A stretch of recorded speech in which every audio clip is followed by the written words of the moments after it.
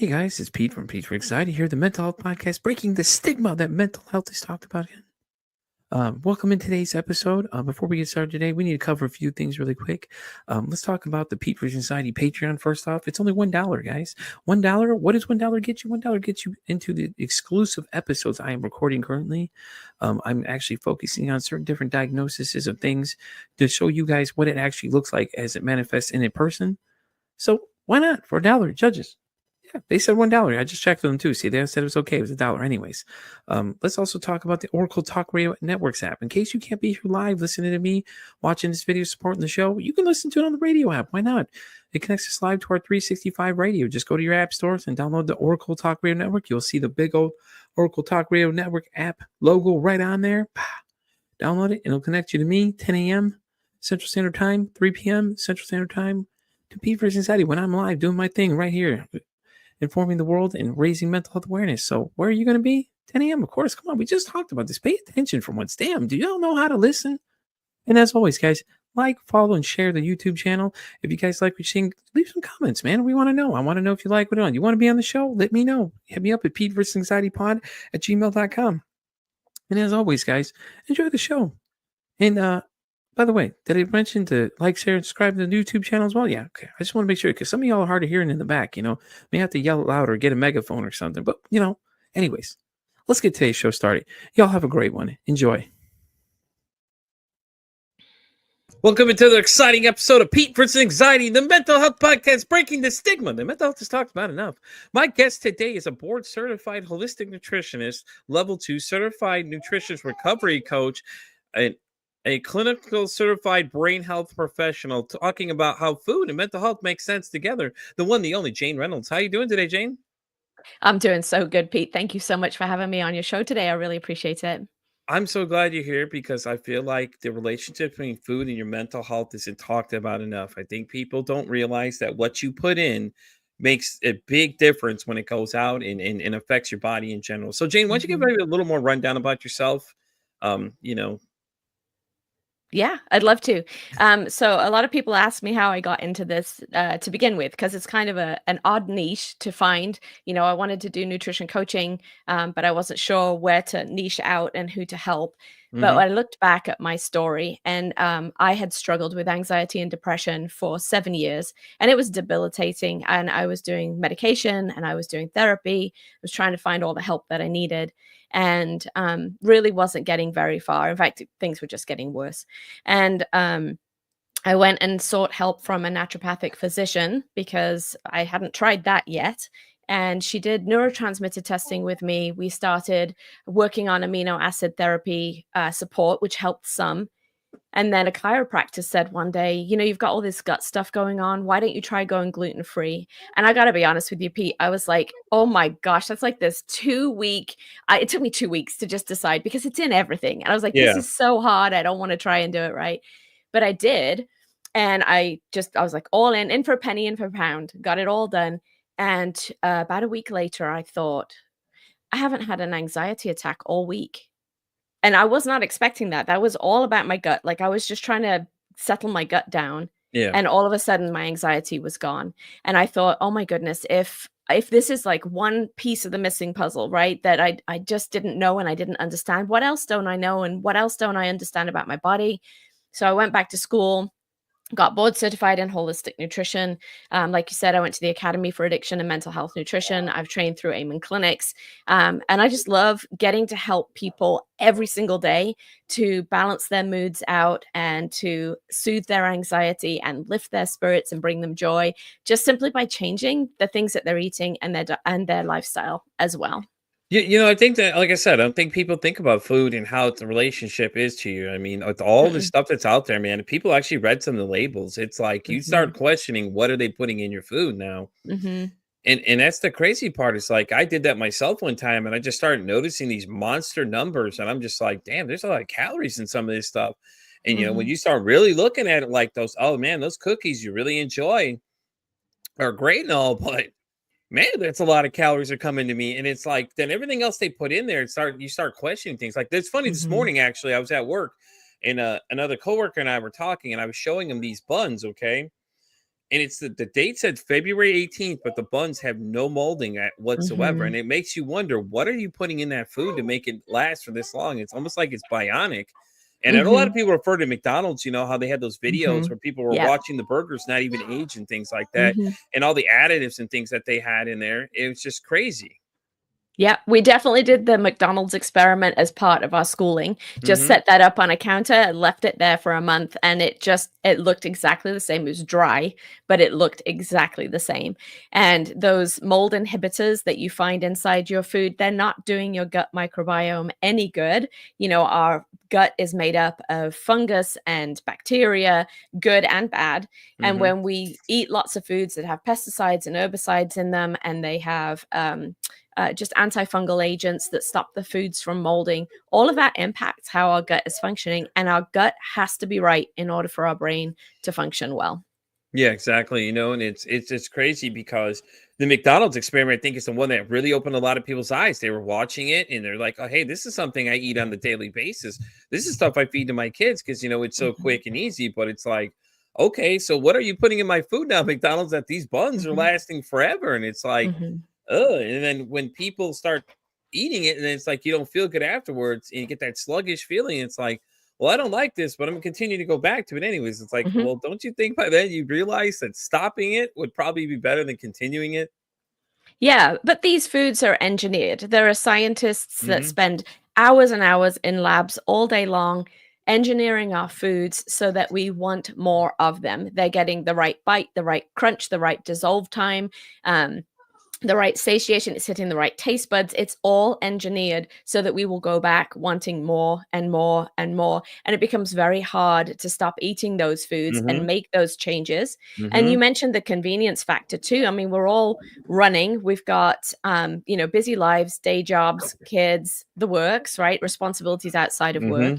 And the one thing that I feel like, it's like the school systems, right? Where they're like, oh, we don't need to teach cooking anymore, or we don't need to teach band anymore because these are extracurricular things. I feel like we've done that with our lives. And we're just like, making food needs to be as convenient and easy as can possibly be because that is the least important thing. Whereas I see it as one of the foundational things for a happy and successful life is making sure that our diet and the things that we're putting inside our body are setting us up for success every single day.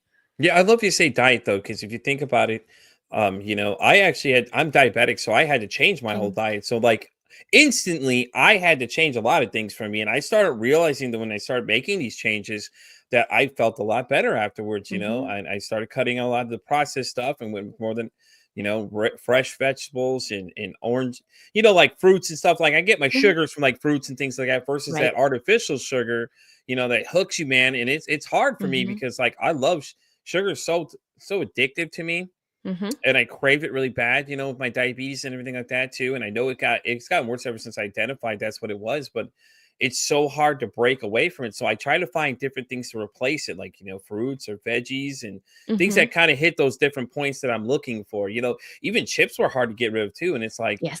man, I really just like chips. But then it's like I started making like banana chips and things like that, and getting that crunch factor back. Yeah. And that's all it is. It's just finding what to replace everything with. And there's so many other things you can do yourself. But I just think it's a lot of times people don't want to do the prep work for it. And Mhm. it really honestly doesn't take that long. No, it really doesn't. I used to joke with some of the classes that I've taught that, by the time you've gotten in the car, driven to the drive-through, gone through the drive-through, brought your stuff Hmm. back home, it's often horrible, right? Because it's like halfway cold by the time you get it back. And French fries are never as good as when they're Yeah, like hot exactly. off the griddle, right? Or hot out the fryer.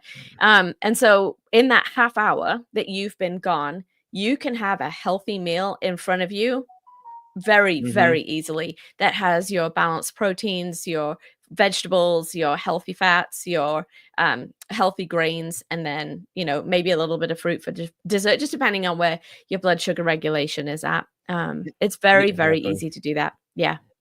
Exactly. In a balanced diet, I think is the real key part of that too. And it's people are like, oh, well, I don't like healthy food. It doesn't taste good. I'm like, I think Hmm. that's a myth. I honestly think that's a myth. To me, it is because like if you make it right, the way you prepare Hmm. it and the seasonings you can use, you can Hmm. make it taste really good. And I think that's the problem. People always come up with reasons why they can't do them. They're just like, oh, well, this, that, it's not right away. with the invention like air fryers and stuff are so much better now because Yeah. you can air fry stuff versus oil frying it. And it'd be a lot healthier right there for you. It's a healthier decision, honestly, for a Mhm. lot of stuff. And like you said, French fries are great right out the fryer, but make your own fries. I mean, it doesn't take Mhm. that much to do. There's only a few Yeah. different steps you take, and it'll be 100% healthier because you're making them from the all natural source versus whatever that process thing that they've made over there for you. Right. All the coatings that are on whatever their Hmm. fries to make them that crispy, retain whatever, not mold, all the things. Yes. Yeah, it's so much easier. Um, and better for you. Michael Hmm. Pollan, he's a very famous guy who talks about food and nutrition and all of those things. And he said just making the choice to eat at home, even if you don't eat the healthiest things at home, if you make your food from scratch at home, you improve your health and longevity exponentially just simply by making that choice because you leave out all of the additives, preservatives, chemicals that are in the foods that are up and down those center aisles inside the grocery store.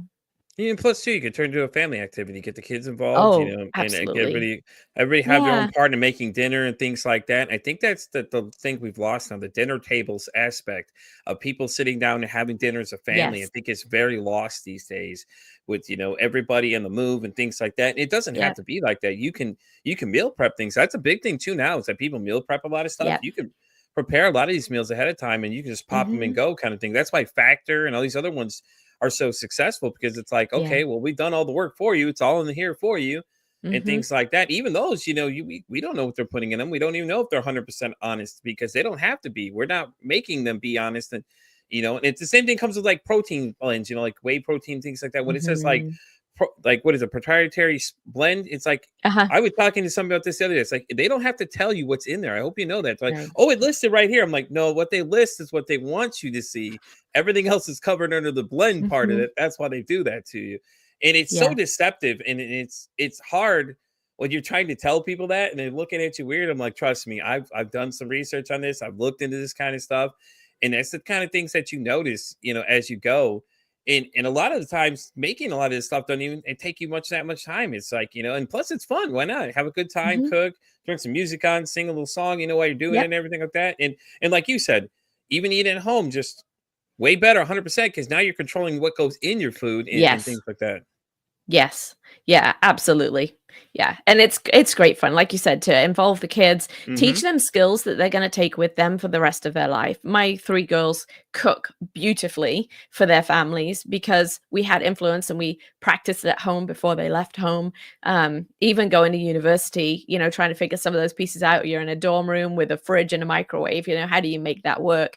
But we tried to figure out some of those steps so that still they were making healthier choices and not leaning into some of the stuff that was on campus. So it's possible to do. And that food prep Mhm. piece is so instrumental in your success for the week. Having a list, going shopping for your ingredients, only buying what's on the list unless you forgot something that goes in one of your recipes, and then coming home and prepping those things so that they're super easy to just throw into the crock pot before you go to work. And when you come home, Mhm. everything's done.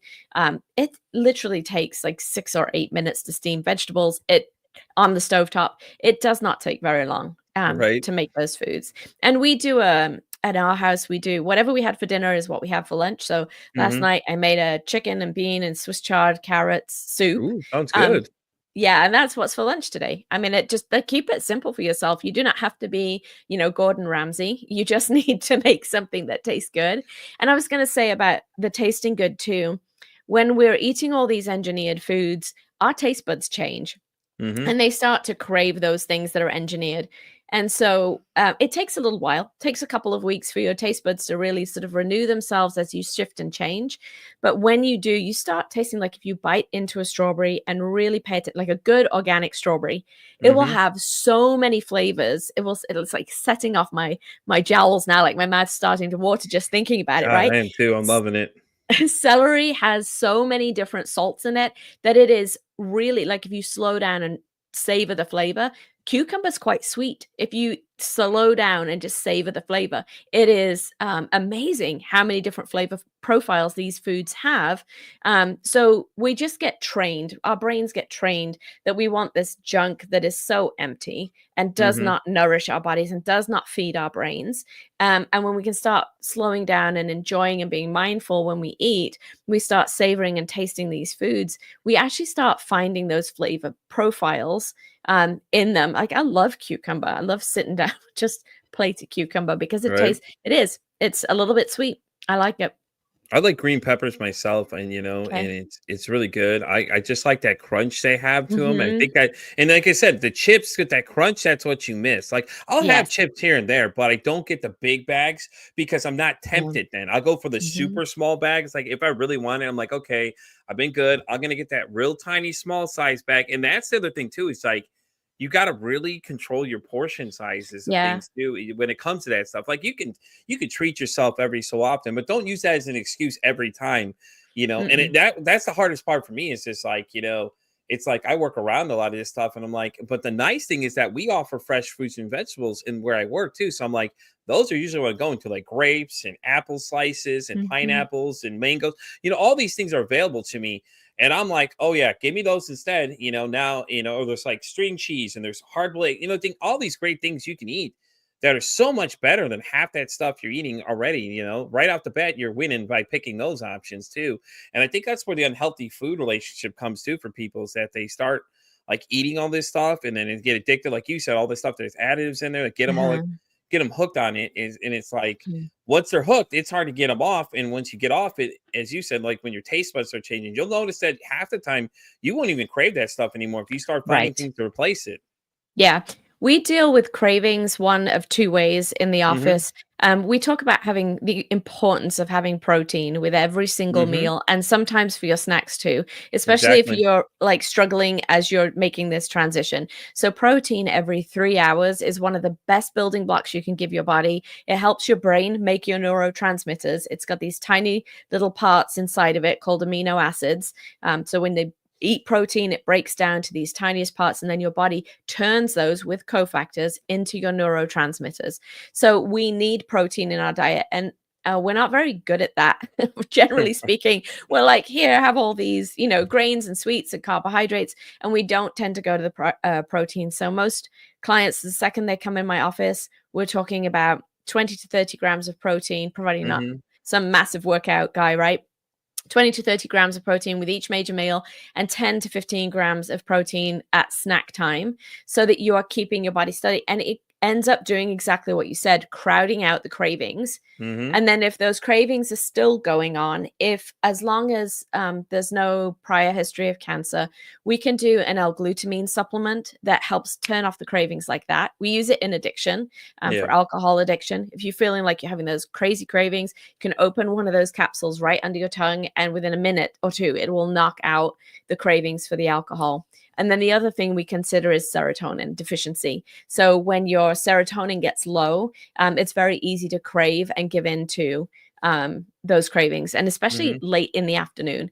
So we can do a little bit depending, right? This is the disclaimer. Like if you're on medication, you have to be very careful what you take. But if you are not on any medication or you're only on one SSRI, then you may be able at some point in the day to introduce a little bit of 5-HTP to help build your serotonin that turns off those cravings. And it has to be done managed. So that's what I help people do. But yeah, we have ways and means. Like it doesn't have to be this miserable, self-flagellating journey of trying to quit all these things that you've become so addicted to. Like we can help you do that and ease the process as you go through it. I love how you mentioned protein though, because I don't think people think about protein from that aspect. It's so easy to get tuna fish, eggs, fish have it. There's a lot of nuts even have protein too, and you can check and look at these things and it comes to reading the label. Now you got to start reading labels and it's so much easier to get it than I think people realize. And when you start implementing those things, it cuts down the cravings. And plus me being diabetic with the protein helps too, is when if I intake some carbs, a lot of times it doesn't really affect it as fast for me too. And I drink a lot of water. Like, that's exactly what's in this cup right here. I drink so much water, But, you know, now I've learned so much about myself. Like, I know how to identify if my sugars are getting really high Mhm. or they're getting really low. I can tell based on the way I feel and certain indicators that come. Or if I get like really thirsty and I just cannot satiate enough, it means like, okay, well, I got to go find a snack. So I have like protein bars available. I have tuna available. Hard-boiled eggs are a big one for me. I love Mhm. hard-boiled eggs and things like that too. You know, and it's really great. And to touch back on celery really quick, my Mhm. wife has a friend that she works with that is a nutritionist as well. And she was telling her the properties of just celery juice as a little bit every day is really good for your digestion health. And I don't think people realize that too. I bought a juicer Yeah. recently and I've been having a field day with this thing. Jane, I've been juicing everything possible. I'm like, let's see what kind of mixes I can come up with here because it's good because cucumber was really good too. And then we were getting one big apple and putting it in there too, and Mhm. we make a batch for a few days, and you know, you start working your way up to where you need to be with your celery juice. And all it is one glass, and you're done for the day, kind of thing. Mhm. It's just like those people that advertise those greens and everything else. It's like you can do that yourself at home, like for Yes, you easier, can. and it'd be Mhm. more natural. And you don't have to worry about all that extra stuff they're putting in it to make this powder and stuff like that. And plus, it's probably cheaper, honestly, too, just to break Mhm. it down and do it yourself or serving. And I think that once again, we're back to we don't want to do that kind of thing, but it's so much fun to do, man. You get to sit there and watch the Mhm. juices come out. And then even the after bits, a lot of it too, you can turn into other things too. I learned, I was Yep. like, oh, this is interesting to know. So my Yep. wife now, she actually makes her own butter in house too. She's figured out how to do Okay. it. She got on TikTok and starts making her own butter, separates it from the buttermilk and all the whole process like that. So, you know, now I don't want regular butter anymore. I want that No. butter because it's so Mhm. much better because I'm controlling what's going into my stuff. And you Yeah. know, and she's big on that too because she grew up here in the South, so she's big on, you know, cooking stuff at home. So like, Yeah. if I'm craving something, I'll let her know what I'm craving, and then she'll like, okay, well, let me go make it because I can make it better than these other places can. Yes. That's amazing. Yeah, and protein is one of those keys for regulating blood sugar. And we're on here talking a little bit about anxiety, right? And Mm-hmm. when one of the things that we see is that when people's blood sugar drops, and it can be a 30-point drop over a Mm-hmm. short period of time, or it can be reactive hypoglycemia where your insulin is slow to respond and then Yeah. it over responds, drives the sugars down to too low, like down into the 50s, and you can start feeling very anxious and very the symptoms of an anxiety attack are exactly the same as the symptoms of low blood sugar or that rapid sugar drop, because the Mm-hmm. body's panicking. It's trying to get itself back to a state of homeostasis. So when we have protein consistently through the day, that's the thing for maintaining that blood sugar and Mm-hmm. keeping it steady throughout the day. So it's another one of those reasons that we love it and get our people on it. I've got a client that I'm working with right now. He's been working with me 2 weeks. The first thing we did was start getting him protein consistently at every meal and then snacks as well. And he works outdoors. He's very busy. And he was frequently having weak spells and headaches. And in 2 weeks, those are gone because Yeah. he's actually keeping his blood sugar maintained throughout the day. Yeah, it sounds about right. What it is probably dropping and Yeah. everything like that too, Yep. and things like that. So let's talk about eating disorders because I know people know what they are. I just don't think people understand the properties between food and eating disorders. Like I know bulimics will end up eating a bunch of stuff and then they'll make themselves throw up. You know, and there's people that have really bad relationships with food. Do you know why is it that exactly that happens? Is it something that traumatizes them that makes them not want to eat something, or is it somebody that's like telling, "Oh, you're too fat," or something like that, that causes them not to want to eat food, or they have a bad relationship with food afterwards because of that reason? Yeah, so I've got to be really clear out of the gate. I don't do a ton of disordered eating. I've got some Mhm. training classes sort of lined up maybe for next year that I can do to go through all of those pieces. I can touch on Okay. it a little bit just Yeah, from what definitely. I've understood. Dealing with anorexia, I know that one of the things that comes up a lot is a zinc deficiency. That it chemical imbalances within the body is triggering the body and mind to respond the way that it is, to create these images of body dysmorphia in the brain. And so, I believe it's Dr. Greenblatt.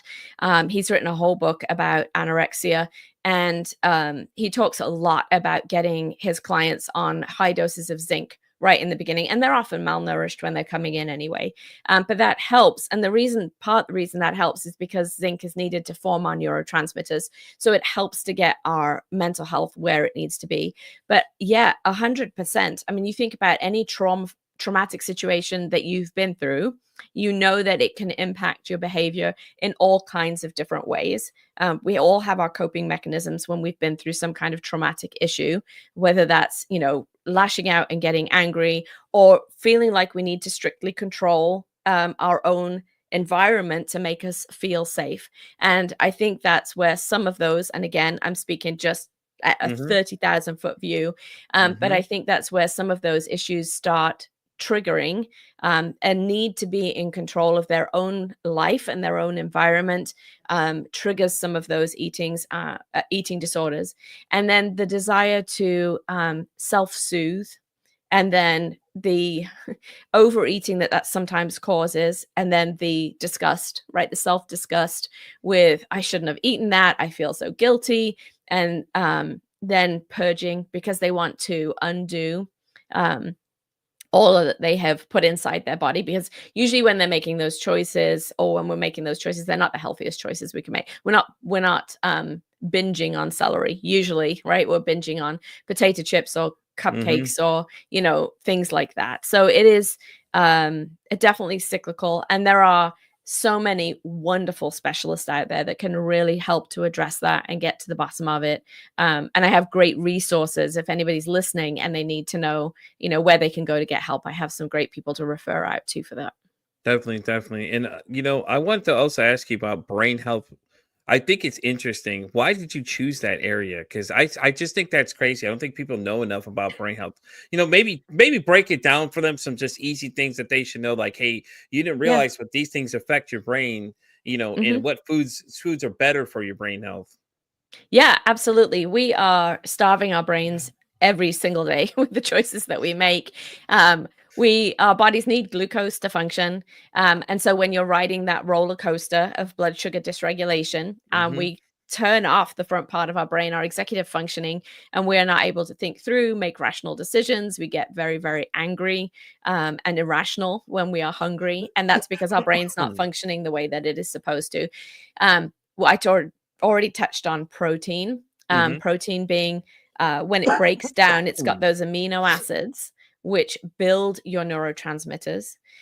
Fish oil is phenomenal. Our omega-3s actually help those neurotransmitters to communicate across the synapses inside the brain. So they could be all there, but not communicating across because we don't have enough omega-3s. But we also need saturated fats in order for all of that to take place too. So, saturated fats get a really bad rap, but you can have healthier forms of saturated fat like coconut oil, as long as you haven't been told by your physician, right? My disclaimer, my cover my rear end, right? If you're walking around desperately needing a stint, please don't go sucking down tons of saturated fats today, right? Be sensible.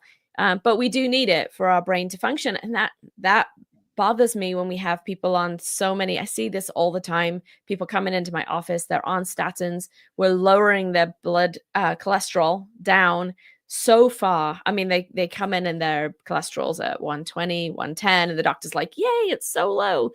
But your brain can't function when it's that low. We're running a massive experiment on our entire generation by cutting their fats that low. It's just not healthy. 180, great. Up to 220, that's fine. But yeah, we have to be careful with the fats. Our body uses it for everything. So there's those things, and then fiber in all of our beans and our vegetables. When we eat this diverse diet with all of this produce, or maybe fermented foods that have natural probiotics, we're feeding our gut microbiome. And 60 to 70% of your neurotransmitters are made inside your digestive tract, not inside your brain. I mean, for ages, I thought my brain was broken, and this is intangible. I can't get to it. It's inside my head. I don't know how to fix it. But in reality, what was wrong was my gut. My gut was so messed up after I had an E. coli infection after the birth of my first kid. And they did saved my life, right? 7 bags of antibiotics over 3 days, decimated my gut bacteria. Wow. And that was the trigger for my anxiety attacks to start. I didn't know that. I hadn't put those pieces together. The naturopath helped me do that. So we started reseeding the gut, getting good probiotics in there, tightening up the junctions for a healthy gut so that it was functioning properly. And all those things helped, over a period of time to get the gut functioning, to get my brain functioning. But those probiotics are so important because they're making all of your good neurotransmitters, your serotonin, your dopamine, your GABA receptors. So anything that supports your gut health is going to help support how your brain functions. A lot of your communication, especially the fear-related things, are going from your gut via the vagal nerve to your brain, not the other way around. And then it's your brain's job to sort out whether or not you're actually in danger. Like you have enough neurotransmitters, neurons inside your gut as a cat brain does. Like it's really smart and intelligent. You have neurotransmitters inside your heart, right? We have like all these emotions that we feel and we talk about it coming from our heart. That's because we've got neurotransmitters all over our body helping with all kinds of different functions. I gotta just say that's crazy because you don't think about your gut being so much control of everything. Everybody's like, "Oh, your Yeah. heart, oh, your brain, this," but it's really your guts that's calling the call at this point. They're the one making Calling the the shots. choice. Mhm. They're the ones in charge of everything. And Uh-huh. it's crazy when you said that because I was just like, "Whoa, hold on." That's so interesting to know is that it We can starts in back your up. and it shoots up and it makes Yeah. sense because where does your food go? Into your Right. gut. And Uh-huh. and that's so crazy though that I didn't even know that. I'm honestly blown away. That's kind of really interesting to know though that your gut controls so much more than we realize. Yeah, That 100% it does. And I think a lot of us are walking around. I see people all day long. We talk as much about poop as we talk about food, to be yeah. quite honest, because what goes in, this is a tube, right, that starts in your mouth and it goes all the way through to your anus. It is you are one massive walking, talking, digesting organism. Hmm. Most of the organs inside your torso are all to do with digesting and processing the food that you put inside your body. There's very few, your lungs, your heart, really mostly the only ones that don't have anything to do with digestion. And so those foods that you eat are touching every part of that all the way through. And when I was dealing with all of my, I was seeing a psychiatrist, I was taking the medications, I was seeing a gastroenterologist because I had all kinds of other issues going on after that too. And at one point, in fairness, at one point, my gastroenterologist handed me a list of high fiber foods and said, you should probably have some more fiber in your diet. That was it. Nobody talked to me about how my food was impacting the way that my brain functions. But I have seen it time and time again where people are eating dairy or they're eating corn or they're eating gluten, and it is triggering all kinds of episodes. We know that those allergies can be connected with inflammation in the brain, schizophrenia, bipolar disorder, which affects the brain, right? We know these foods impact those things, our anxiety, our depression levels. And so we have to get back to figuring out individually. It is not a like one size fits all thing. Like, what is your thing that's Exactly. troubling you? And then how do we help you figure out how to feed yourself so that you support your body and your brain? Yeah, and that's interesting too because I have anxiety and depression. So let's use me for an example here. Okay. I have anxiety and depression. What would you recommend food wise I should be eating or things I should stay away from, just to give people an idea of what we're looking at here? Right. So if you came into my office and you asked me that question, the first thing Hmm. we would do is we would do delayed food sensitivity testing, because those delayed food sensitivities are the things that can trigger the anxiety and the depression. And it's all to do with how your gut's functioning. We just talked a few minutes ago Hmm. about those junctions Definitely. inside the gut, right? So the first thing we're going to do is that testing to figure out what specifically is bothering you. For me, on mine, it was gluten, eggs, and dairy, and then a couple of other smaller things. But I've had people in my office where it's blueberries or celery or tomatoes, things that you would never take out of your diet because they're healthy. Hmm. So we want to remove foods that are triggering any inflammation. Once we figure that out, I also help them look through their labs for anything that might be going on in the gut microbiome. Like, do you have too many good guys? Too many bad guys, not enough good guys to do the job that needs to be done inside the digestive tract. And then we look at regular labs. Like, is your thyroid contributing to your anxiety? Is your blood sugar regulation contributing to your anxiety? So we're going to do a a big thorough look at everybody who comes into the space just Yeah. to get to the bottom of what they have going on.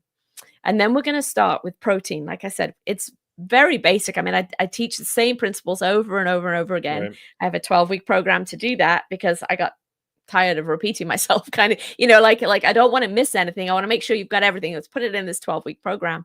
So we start with, let's include protein every 3 hours so that your blood sugar is stable throughout the day. I cannot tell you how many people's depression and anxiety lifts in that first 2 weeks just simply by making that change. And then we start to incorporating, like, how can you get to the place where you're adding 5 to 6 different vegetables in your day throughout the day, right? So can you do a side salad with 3 different ingredients in it? Even if today it's romaine lettuce and tomatoes and cucumber, but you've increased your vegetable intake. I don't worry about fruit so much because Mm-hmm. people often don't have a hard time with sweet, right? They want sweet, so they'll eat fruits. But 1 piece of fruit at the end of your meal. We're going to start cleaning things up as well. I give them an anti-inflammatory food list when they start working with me. So protein, vegetables, and you start finding yourself full. Like, I don't actually need to eat any of the other junk that I was bringing in. And so we work on that too. We work on cleaning out the pantry, not even bringing home the bag of chips. If you really need the bag of chips, then let's do something like humble organic chips that Mm-hmm. are made with organic potatoes. They're cooked in avocado oil. They have sea salt on them, and that's it, right? And then, you know, just eat your protein all day long and then see if you still need the potato chips. You'll probably find that you don't. So we're working on making sure that everybody has protein. They fill up half their plate. We're trying to get them to the place where they fill up half their plate with really good vegetables, Mm-hmm. the non-starchy kind. So broccoli, cauliflower, asparagus, zucchini, right? All of those. And then 1/4 of the plate, we want to put on a healthy starch. So it might be brown rice or quinoa, maybe a winter squash or a sweet potato, buckwheat, something like that on that last 1/4 of their plate. Piece of fruit, healthy oils. We talk a lot about using olive oil for its right purposes. Don't Mm-hmm. heat it up, you'll destroy it. Use it on steamed vegetables after they're cooked, or use it for salads and making salad dressings. Cook in high temperature. If you need to roast something, do it on a high temperature oil like coconut oil or avocado oil. So using the right oils for the right jobs. And then not overdoing the sweet, you know, like if you can replace candy this week with a date. I love dates. They're like nature's candy. They're so good. Right. And we're just talking week by week then as we work through things. How can we help you make a shift and change? Breakfast is always the biggest deal. That's the one I hear the most about. Like, I don't know what to eat for breakfast anymore because I was eating eggs and I don't know what to do, you know? So we're working through figuring out how to get enough protein at breakfast. And honestly, breakfast is a modern day construct. Breakfast Right. food is But a modern day construct. But a Yeah. lot of people don't eat breakfast, Jane, though. That's the thing. I've talked to a lot of people Yeah, like, well, I didn't eat breakfast. Like, you don't eat breakfast? I'm like, the most important meal of the day. And it is. I'm tired of people saying that. I'm like, well, think about it. It's the first Yeah. thing you get up and you do. It starts feeling you for your day, man. And once you get that energy Mhm. going, you know, it could be just easy, something easy, overnight oats or, you know, all Yeah. that other stuff. So many different things you can do on the internet these days. You can find that, you know, Yeah. with like the powdered peanut butter, you can mix in those oats too. Mhm. And you get peanut butter oats and, you know, it doesn't have to be anything exciting, you know, yogurt and make Mhm. like a little yogurt parfait of your own. Like, go Greek yogurt, honestly, it's probably way Mhm. better Oh because of yeah. protein, Mhm.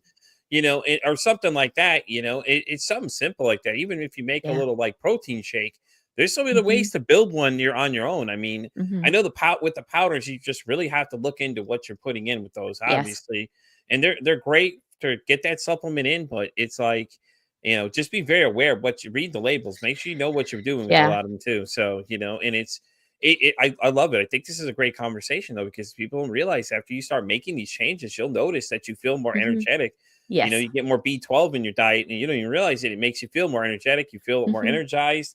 And, you know, you just want to get up and do something instead of, you know, it's kind of feeling sluggish and everything else down in Right. the dirt and just stuff like that. You know, and like you said, just the I'm going to try the 3 hour protein a day thing. I'm going to try and see what it goes for me. Okay. and I'll have to definitely get back with you and let you know how it goes for me, because I'd love to know. I'm excited to try it, honestly, because I'm like, man, I'm Mhm. gonna have to try them. I'm gonna have to set up little timers and just have something set up ready to go so I can start planning it out. Mhm. I think it'll be interesting to myself too, because I tend to find if I'm full, I don't crave these other things, and That's it's 100% true. and Mhm. as when it comes to the chips thing too, like I said, with air fryers these days, you can make your own sweet Mhm. potato chips and things like that, or apple Mhm. chips, or get like a dehydrator and make your own like Yeah. dehydrated fruit type things, and you can get that same stuff you want, Mhm. and you don't have to have all the additive stuff in there, like the chips and everything else. Or go, like you said, go to a better route of chips, get a better, healthier chip versus what you're used to eating. Because it's great. Cheetos are great and everything, but they're really not great for They're you. really not great. And like you said, I think the milk thing's interesting too, with the whole, oh, now they have the ones that don't have the certain what is it, the A2 or whatever it is in there, that they make Yeah. that different kind of milk and things A2 like that. protein. I Mhm. tend to go honestly late. I tend to go oat milk versus Mhm. regular milk a lot of times too. I feel like it's creamier when I do make Mhm. protein shakes. I put that in versus regular milk, and I notice a major difference. I tell people all the time, I'm like, you also try this. It's so good. Or the ultra Uh-huh. pasteurized milk. It has less sugar, more protein type things in there. Because I like regular milk is okay, but some people can't handle that protein. And I noticed with my wife, she has that issue too.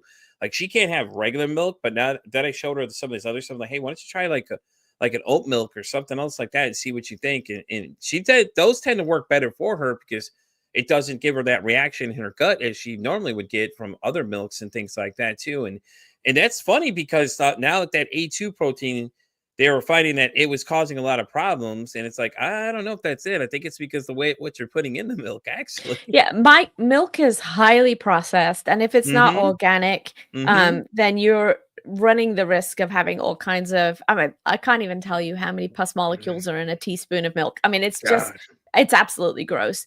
it is. Um, it is pretty gross. When we really think about the things, I mean, we eat bugs on our broccoli too. So I mean, Yeah. there's that, but with the milk thing, so many people are lactose intolerant, and part Mm-hmm. of it is because we of the way we process our milk, right? So this is the step when we start talking about cleaning up our ingredients. If you get your food sensitivity test back and it says you can still have milk, for 90% of my people it does not, but if it comes back and says you can still have milk, we need to start cleaning up the type of milk that you're putting in your Exactly. body. We need to start getting organic milk. Maybe you can even find a local farmer but near you who provides milk. That's even cleaner still. We want it not ultra pasteurized because that kills off all of the enzymes that help our body to digest the milk. And we don't want it homogenized. That homogenization splits the fat cells and evenly distributes it throughout the milk. So you don't get the cream sitting on the top anymore. That homogenization process is not good for our bodies either. So we do a lot of non-dairy milks. I'm not a fan of oat, and I will tell you why. Okay. Everybody loves it because it's so sweet and creamy. That's why they like it. But it's often very, very high in sugar. So we do Ripple milk in our house. Ripple Mm-hmm. is made with lentils, and it tastes as close to milk as just about anything else we've brought into the house. It's a Canadian-based company, but it's sold all over. We get it at our local Walmart. Yeah. Yeah. So we use Ripple. A lot of people do nut milks as well. And again, it's if you like, once you start getting into this, you're like, oh, I can make nut milk myself at home for a fraction of the cost. And then it doesn't have all the fillers, gums, Yeah. gels, whatever in it, right? We used to make coconut milk at home. It's so easy to make your own coconut milk and fraction of the cost of Yeah. buying it on a store shelf. So when we start venturing into this world, it actually becomes rather exciting and a lot of fun to try the new different things. Yeah. Oh, definitely. Because now that you said that, now Yeah. I'm gonna have to try that. I'm like, now I gotta go find and try it. Because I was actually trying one. It's like it's made from bananas, but it's Okay. milk. So it poses milk. Oh, they're making it. It literally tells you bananas, water, and I think it's like a little sugar or something in there. But it tasted just like milk. You'd never even know No. Yeah. unless you knew what you were drinking. Someone told you, hey, listen, this is banana milk. This is banana milk that's made from bananas, not actual milk that you're drinking right now. Hmm. They look at you and go, what do you mean? I'm like, that's what I'm saying. I found it one day. Me and my wife had found it, and I was like, dude, this is really good. I'm like, man, and it satisfied the things too, like the sweetness of it too was kind of Yeah. interesting because it had cinnamon in it, and you wouldn't think like Okay. cinnamon in your milk isn't kind of weird, but it's like, man, this is actually kind of satisfying, and I guess like I said, now I gotta go look at my other options too. Like you said, I definitely want to try the stuff you guys are trying because I'm like, why not? It'd be something fun to try. Let's see what Hmm. it is. Maybe it's something I'll actually like. You never know. Yep. If not, I'll look at some other alternative options and things like that and start reading my labels more too. But I like if I do oat milk though, I do a little. I don't go crazy with it. I don't Right. like I go very little. If I do it, it's in my protein shakes for like when I get back from the gym or Yeah. whatever. Hmm. That's when I do it though, honestly. Like I don't use it on a daily basis kind of thing, Okay. which I'm sure that's what we're talking about too. Is like people using it to make everything. And I'm like, Yeah. yeah, it's great and all, but like you said, if you can get Yeah. it straight from the cow, why not? It's even better. So I'm at to Right. look around and see because I am in a pretty good area where there's a lot of farms near me. I wonder if any of them do offer that kind of stuff too, which would be They kind of might. good too. Yeah. So Yeah, they might. So I mean, you go, just getting your food back to mm, as close to as grandma would have recognized it right, is just generally speaking a good rule of thumb. Would grandma have been able to read the ingredients on the side of this packet? If it's it could, got, yeah. more than 15 syllables, then probably not, right? So you probably don't necessarily need to put that inside your body. We eat very, very simply at home. Yeah. A lot of meat and vegetables and different combinations, salads or soups or stews or sometimes I love a good, roast with Mhm. all the leeks and Brussels sprouts and broccoli and cauliflower and all the things. So we eat very plainly at home, and it isn't overly exciting, but every now and again we'll say, "Should we go out?" I'm like, "I'd just rather eat here," because even going to a restaurant, you have no idea. You have so little control over the Exactly. ingredients, the amount of sodium, the amount of sugar, the amount of unhealthy fats, soy oils, corn oils that are going into whatever they're preparing. That unless they're a designated, we've got one that's just opened near us that we're going to go and try. It's the aubergine something, I think, but it's all organic and plant based, and so we'll go have a look at that and see what they're all about. But unless you're doing that, most of our mainstream restaurants, they're all getting their meats from the same suppliers. They're Mhm. all, using a lot of salt and sugar and unhealthy fats in the cooking process. That's why you look at those things and they started putting the calorie counts on, and you're like, that one meal is enough calories for my entire day. Exactly, and it's Yes. horrible. Like I said, those like what is it? The grandma's cookies were the ones that came to mind first. Like if you look at it, one cookie alone, if I remember right, was like 500 calories. Oh my gosh. I was like, Jesus Almighty, man! And like before, I never even thought about it. Hmm. I noticed now my relationship food is different now being diabetic. I think it's a blessing, honestly, because now it forces me to Hmm. really look at everything and decide whether or not that's really something I want to eat. So now I stirred away from a lot of that stuff. I go to like nuts and peanuts and things like that. And Hmm. almonds are really great too. Hmm. Peanuts if I need a quick one, I know I can get those really fast. And like I said, with the great options of where I work, those I got all that stuff all have in my hands. I got fruits, I got veggies, I got little veggie trays with the little celery, and little Hmm. cheeses and stuff, a little bit of cheese and stuff in there. And the almonds always come in there too. And it's really great. It may not be the greatest choice, but it's best. It's better than what I could go over there and Way get better. on the shelves. You know what I'm saying? Like all that Hmm. stuff. And if you can't read half the stuff that goes in there, red flag, guys. Probably shouldn't be eating that stuff. Uh-huh. Absolutely. And that's all we're asking, right? This journey is not about perfection.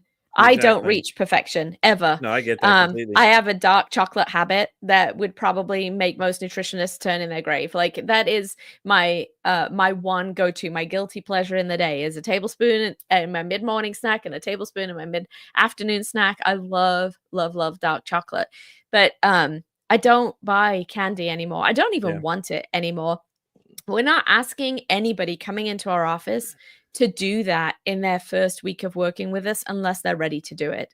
Sometimes I get diehards who are like, everything's out, man. We're changing everything, and so my type A's can get that done. For everybody else, it becomes too overwhelming.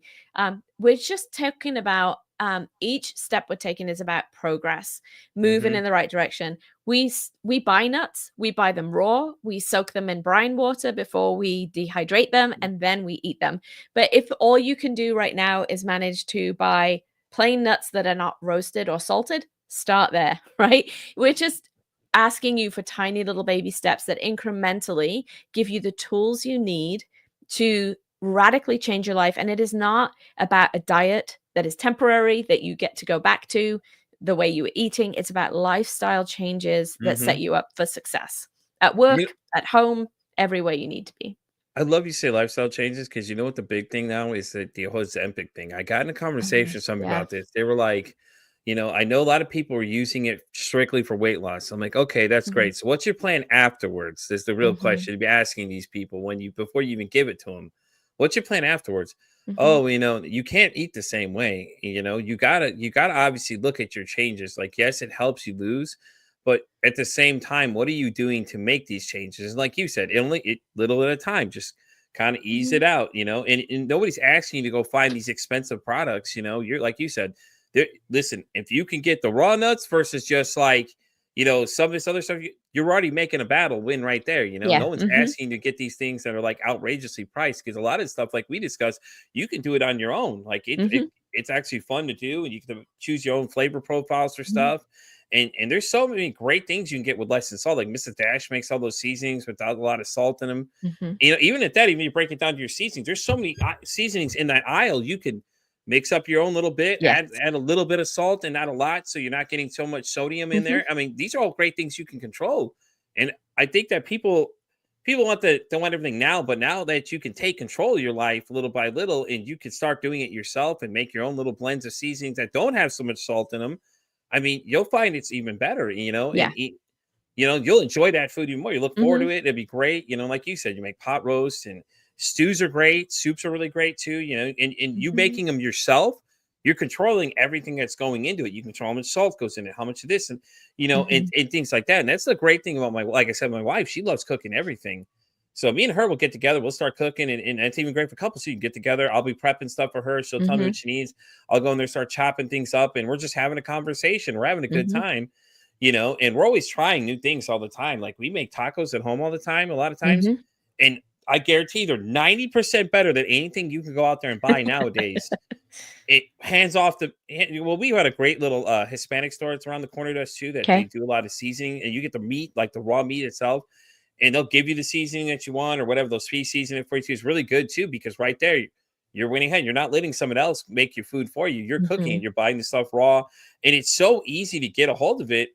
And I think that's where people lose that factor, is that they don't want to cook. It's like, guys, you don't have to cook. There's crock pots like Jayne suggested. There's the pressure cooker, the Instapot thing, phenomenal tool these days, man. You can put everything in this thing in about 20 minutes. You got dinner ready to roll. And they're so good, and that's why, think about it. The George Foreman grill, remember that one?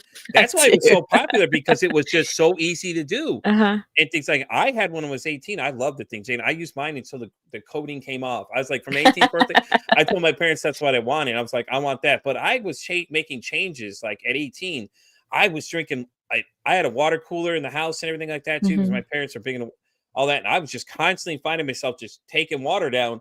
And I noticed the thing was that when I increased the amount of water I took into, I didn't get so hungry and such these really strange cravings. And I think people don't realize if you don't stay hydrated enough too, that's the other factor that plays into it. And now that with my diabetes and stuff, it really plays a big factor, because it washes out all that bad stuff. So like if my sugars are high, I'll take some water bottle with me, and I'll either take the dogs for a walk, or I'll go walk around the block myself, and I'll come back and check in and notice that it dropped like 40 points. It's come down. It's just those simple things that it takes. Like just get up and just take a walk around the corner, come back, and done right there. You've already made a battle for the day one right there. And especially with diabetics, it's like it's a constant battle juggling with your sugars. But I see so many of them that are talking about, well, I'm diabetic, and then you see the stuff they're buying, and I'm just like, oh God, you're gonna buy that and put that in your body still? And like, I don't say nothing to them, because it's like, even because I don't want to feel like I'm preaching to them. I'm like, guys, listen, do you understand that this is what's making you not feel good? Oh man, my points are like 500. I can't even imagine what it's like to have a sugar level of 500 above. Mine gets close to 300, and I am a mess. I can tell when I'm getting too high, and like, I'll know. And it's a balancing act for me. And for me, my doctor told me, it's like, hey, eat these smaller meals, and I had the protein snack. So when you said protein snack, I'm like, oh yeah, Jayne gets it. Okay, I like it, because that's what she said. Because like the protein plays a lot more factor into keeping my sugar levels down too. And when it comes to the carbs, it's like, you know, you don't have to have a lot of carbs. Like I enjoy pastas, but I don't eat a lot of them on a regular Mhm. basis because, you know, they're that's what carbs turn into. Because everybody says sugar is your ultimate thing for diabetes. I'm like, no, it's not actually. I think you guys are forgetting that carbs turn into sugar. So Mhm. it matters about how many carbs you're putting in and things like that. Mhm. And salad wise, I like spinach myself, but then it comes to the salad dressing, I think is where we lose everybody because Right. God, have you looked at some of those dressings? The calories, They're man. awful. Make They're it yourself. nasty, junky oils. They're awful. They're really awful. Like Jane said, make your own. Like you can look up It's some of these so recipes and easy. make them so Mhm. much better. You know what I'm Mhm. saying? Yeah. All great points have you made is just like do it yourself, basically, Just do it guys. yourself. Like take control Mhm. of your life at this point. We're all Yeah. adults. It's time we start being adults, you know, stop making Mhm. excuses on why we can't handle things because we don't let kids do it. So why don't we allow ourselves to do it? That's the funny part. Mhm. You know what I mean? Like we're telling these little humans, hey, you can't do these things because I say so. So then why don't you tell yourself that? Look in the mirror and go, hey, you can't keep doing these things. You got to make some Mhm. changes because this isn't doing us any good, you know? Right. It's not helping you. It's not setting you up for success, right? When we Exactly. keep making all those choices. Yeah, Mhm. for Agree. sure. I agree 100% with you. Well, Jane, as we Mhm. get ready to start wrapping up, did you want to go ahead and plug some of your sites? I will have them down in the YouTube description for Okay. everybody that's listening to this or on the Spotify side when this makes it there. I will definitely have all Jane's stuff right there in case you guys want to check out. She does have the 12-week program on there. I did see that when I looked at her Mhm. website and stuff like that. But you want to go ahead and plug them for everybody so then where to find you? Yeah, absolutely. You can find me on my website, which is sycamoreandsagenutrition.com. And you can also find me as the mental health nutrition coach on Hmm. Instagram and Facebook and connect me with me there. We're working on the website piece. Eventually, I'd like to get that switched over too. But yep, that's where you can find me. And I have a bit.ly link too if you want to make an appointment and just check in with me. It's all lowercase meet Jayne, MEETJAYNE, and we can have a chat. I love it. I absolutely love it, Jane. Well, thank Yeah. you so much for coming. I loved having this Oh, conversation. I felt like when I seen this opportunity, I was like, man, you know what? This is actually a really good topic. People don't talk about the relationship of your mental health and your food and how they intertwine more than you realize they do. And today I learned that my gut basically is running the show for a lot of things, which is really interesting.